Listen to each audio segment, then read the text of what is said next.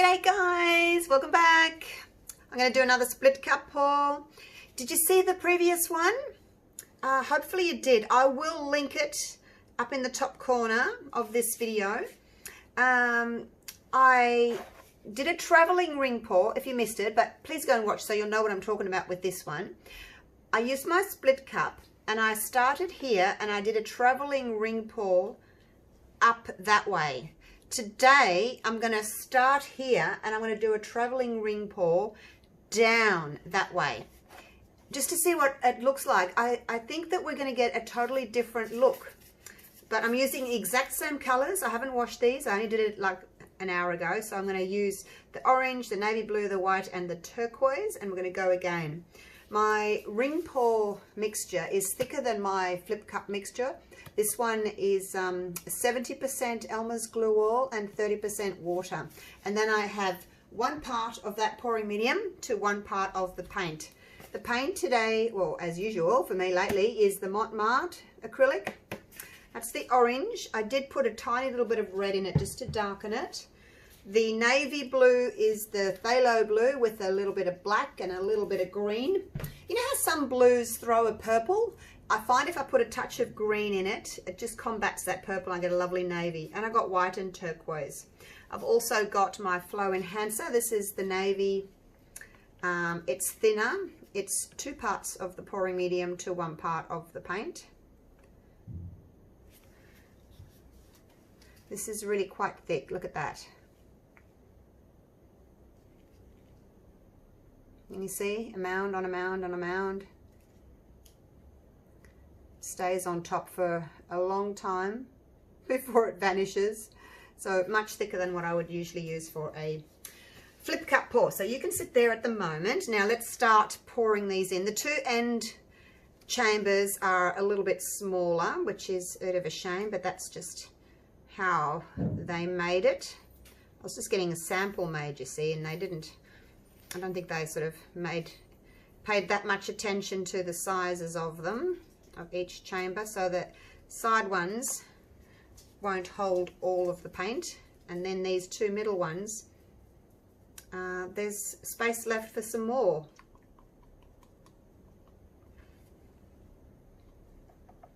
A little bit more. Oh, let's put a little bit more in. Actually, I think I did make up a little bit more navy for this one, just because I thought, oh well, I've got more room, I'll just make a little bit more up. But so that's it there. I'll keep those, what little bits are in there, for touch-ups on the sides if I need to touch anything up. Now you do need your paint mix to be thick, and I mean thick. If you want a good ring pour. Now if you don't want all your lines to blend, you want to see your colors, your stripy lines, or your rings, or whatever it is you're trying to achieve, make your mix thick and then add more paint.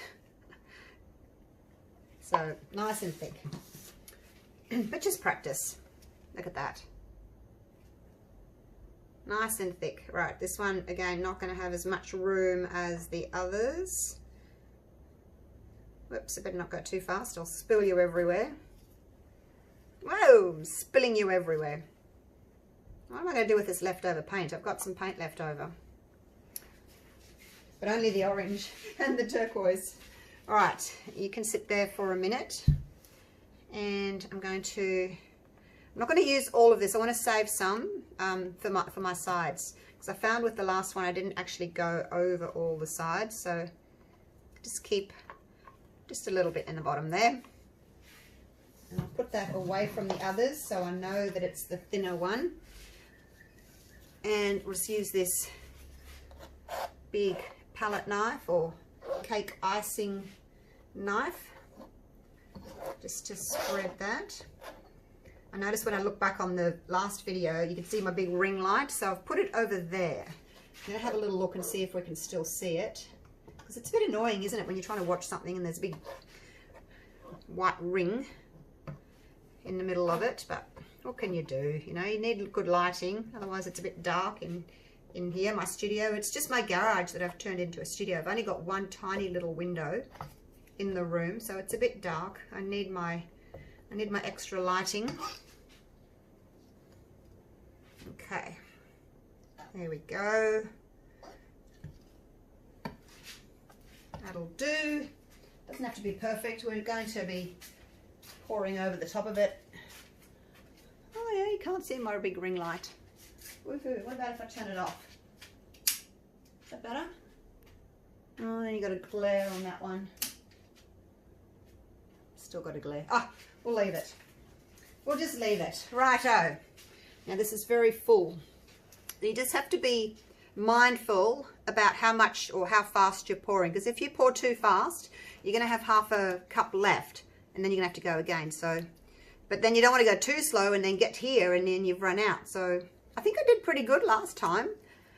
All right, here we go. So I'm going to do a ring pour. I'm going to get pretty close to the edge, to the canvas, so that the line going down doesn't go wobbly. If I go as close as I can, it goes more of a fold really than like a wriggle. So anyway, here we go. It's all pouring out together. Hopefully you can see it. And I'm just going to start working my way down. I'm getting a bit closer now. I'll walk as I go. I wonder what would happen if I turned halfway around. Oops. Oh, I'm going to run out of paint. I was just saying to you, be careful on how fast you go.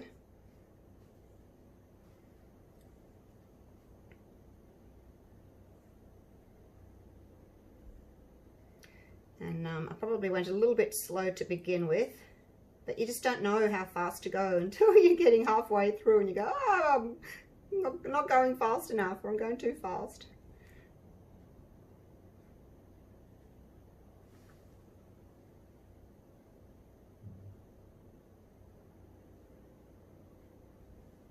All right, that'll do. Got pretty much all of it out. And that last little bit, I'll use that to tip off. Okay, so did you see the last one, the last video where I didn't have very much white showing up? Check it out, then you'll know what I'm talking about. So basically just going to tip that way and that way so we can keep our lines as straight as possible. I will need to go off to that side to get rid of that, but I might try that corner first. What's the betting is we're going to lose all that orange there for some reason. Go that way. Yeah, you're going to try not to like tilt too much. I'm just going to pour that on there. So I'm going to lose that anyway. You've got to be careful not to tilt too much, otherwise you're going to ruin your design. So rather cover up a corner than trying to push everything over there to go to that corner. Right, now the weight of the paint's kind of down this side, so we'll come down here. And then I'll turn the canvas around and we'll do the other side. Come on, paint. Actually, I'll turn it so that you can see. It's a bit hard to see, isn't it, when I'm tilting it towards myself. Right, so that's the corner we need to go to now, opposite to what I was doing.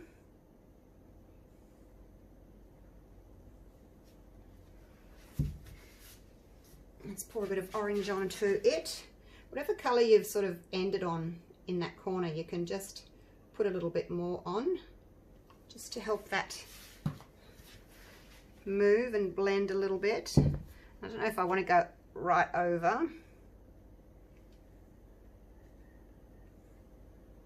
I'm going to bring it back to the middle.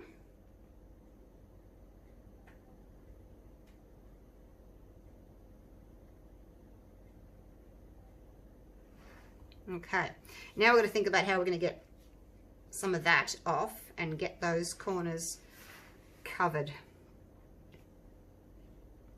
So we need to go down this way, and I know it's going to bend all our lines, but we do need to do it.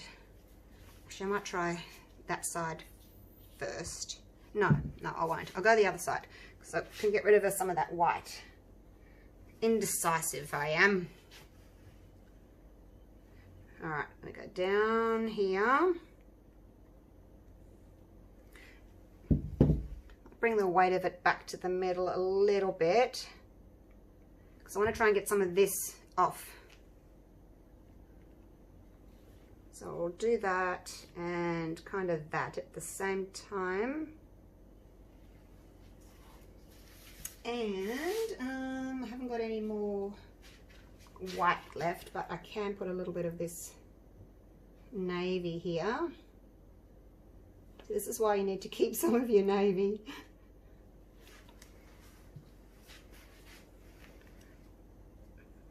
Just help it flow. Okay, now the weight of the paint's already down here. We've already got those curves, so we won't try and straighten them just yet. We'll use the weight of the paint that's up here to go down there. Just going to try not to over maneuver it. Now I can straighten up these later. There's no point straightening them now and then bending them to go there and then straightening them again. So we're just going to go off to that corner now and try and get this covered at the same time, which means just tilting it a little bit more. Okay, straight back. Now I'll turn it again. So that you can see. All right, now I've got a lot of turquoise there. It's just how it is. So now I need to get the orange back.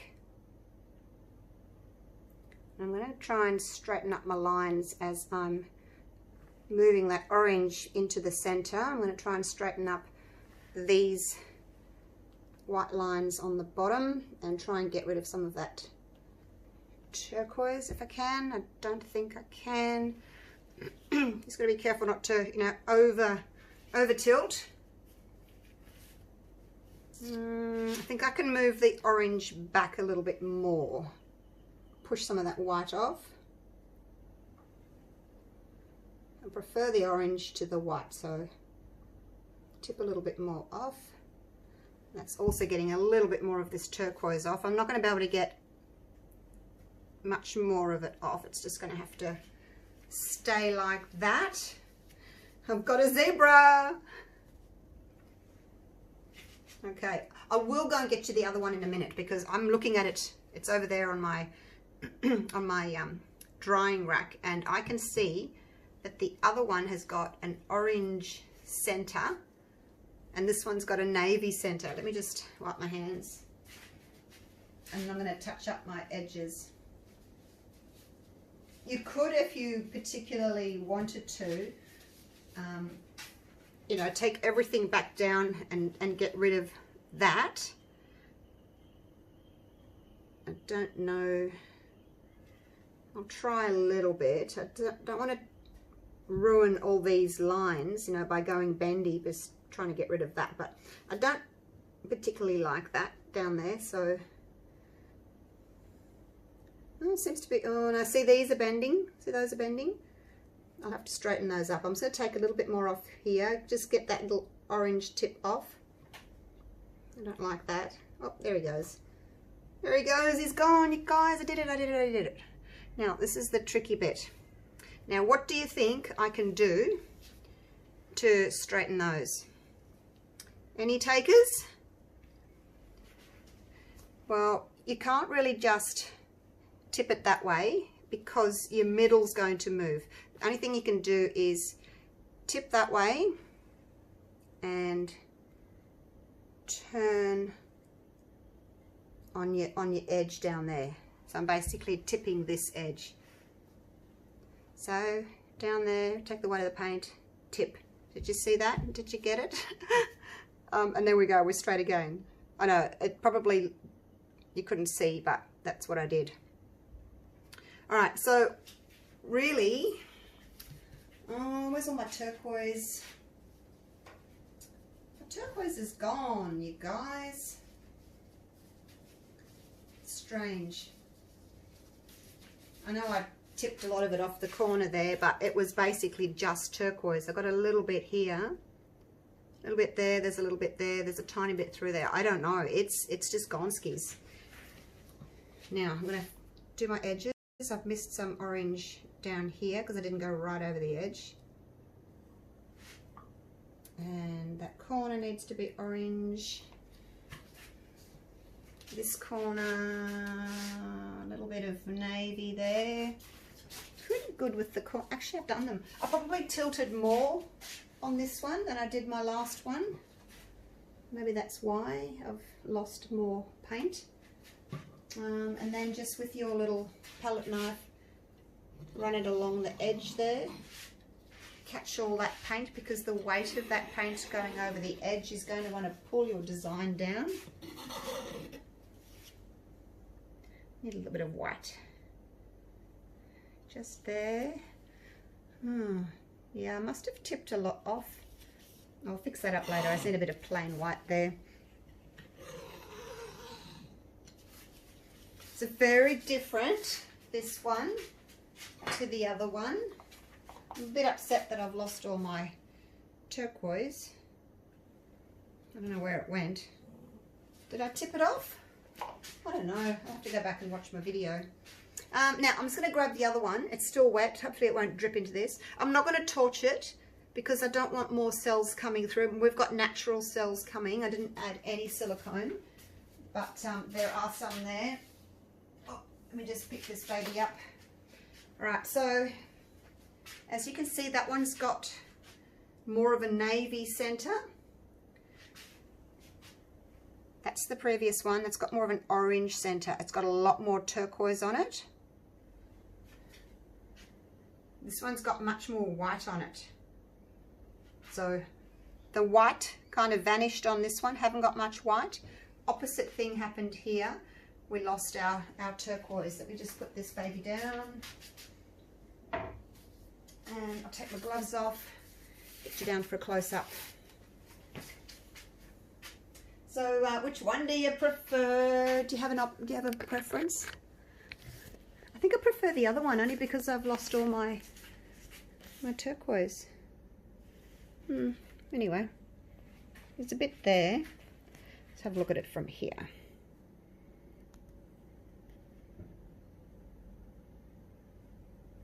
Let me know in the comments below which one you prefer. So you wouldn't think, would you, that pouring from one direction versus pouring from another direction would make such a big difference. I'm just going to turn my ring light off. But it does. I am a bit upset that I've lost all my turquoise though. Never mind. I'm not going again. I'm not going for a third time. But look at those, look at the points on the end there. The points that the orange makes. Oops. Get your fingers out of the camera, Julie. So yeah, make your colour nice and thick, and you'll get those gorgeous defined lines. And they go over the edge too. Look at the edge there. Have a look at the other side, the edge. Look at that. It's really pretty, isn't it? Oops, can't pick that last bit up. The tripod's in the way. But yeah, really, really pretty. Well, I hope you've enjoyed those two traveling ring pour videos. Yeah, let me know which one you prefer and have a go. You can make your own split cups. You can just put you know, some thick plastic in between or some cardboard to make your divisions. You don't have to get them 3D printed. And have a go. They're quite fun. You can actually buy split cups which have got 2 cups, like for milkshakes and things, and then maybe put dividers in those. But there's lots of people making the printed split cups now, so I'm sure you'll be able to find one on Amazon or Etsy. There we go. Oh, I just love those. Now that I'm looking at it more, those points, the orange points and the white points into that dark galaxy looking area. So pretty. All right, I'll leave it at that. I'm going to get cleaned up and I'm going to do another resin. All right, I'll see you guys real soon, hey? Thank you so much for watching. Really appreciate it. Hope you're enjoying my videos. All right. Bye for now.